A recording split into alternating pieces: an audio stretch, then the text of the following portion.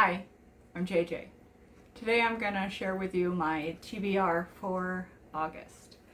So August is, well, I guess considering the end of summer, so it will be my Steinbeck summer contribution. I have already listened to The Pearl, and I will be also reading The Red Pony and The Moon is Down. And I am just doing short stories because I've read East of Eden, which is one of my favorites, and I read Grapes of Wrath and Of Mice and Men already. So these will be in Canary Row. I didn't like that one as much as the other ones, but I still enjoy Steinbeck, so I wanted to participate in Steinbeck Summer.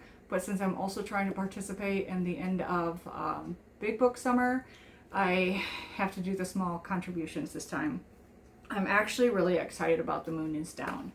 I had only so far read the introduction, which talks about like why he made it and everything, and Steinbeck was a very fascinating person that I will share more with when I do Steinbeck Summer.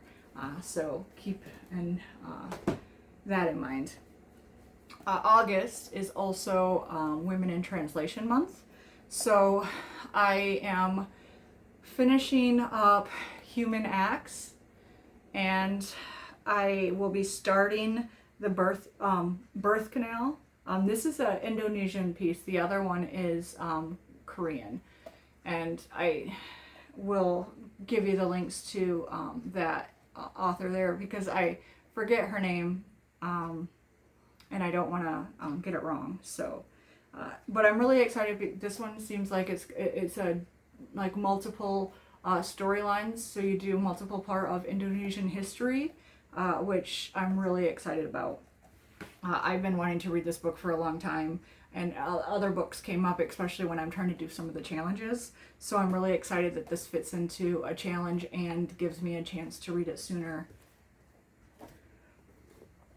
And my contribution for Big Book Summer is The Winners by Frederick Bachman. And so this is book 3 in the Beartown trilogy. I have absolutely loved these books. I love sports books in general, and I also love very character-driven pieces, and these are both.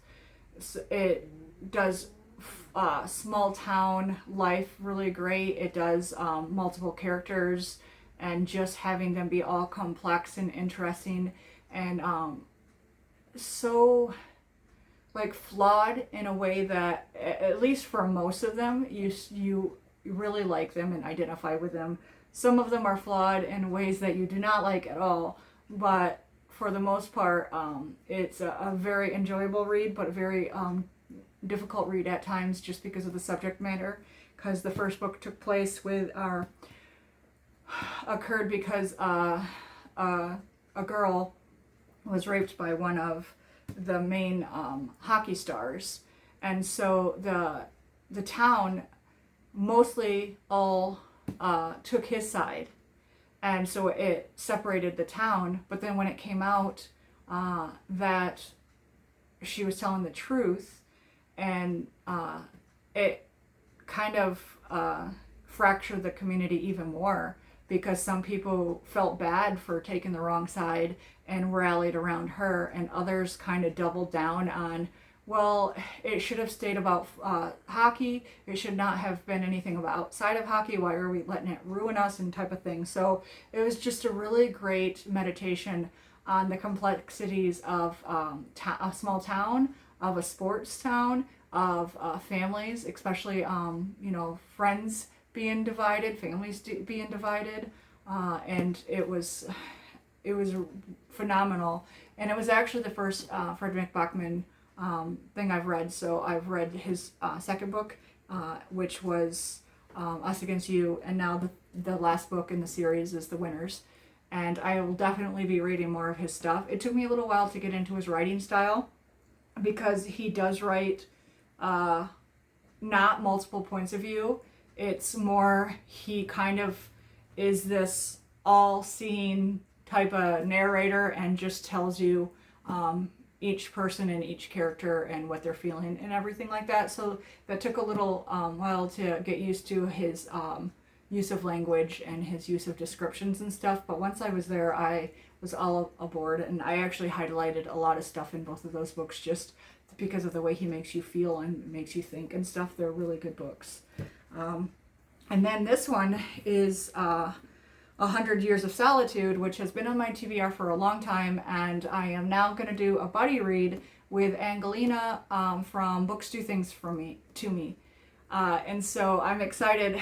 I've always wanted to, do a book club and stuff where we get to interact as we're reading it, rather than like after, a month after you read it and stuff, where it's not like completely fresh in your head, which is part of the reason why I started the YouTube channel anyway, because I want to like gush about these books as soon as I'm done reading them, and waiting for a month to talk about it with somebody so that they can finish it because I read it quicker.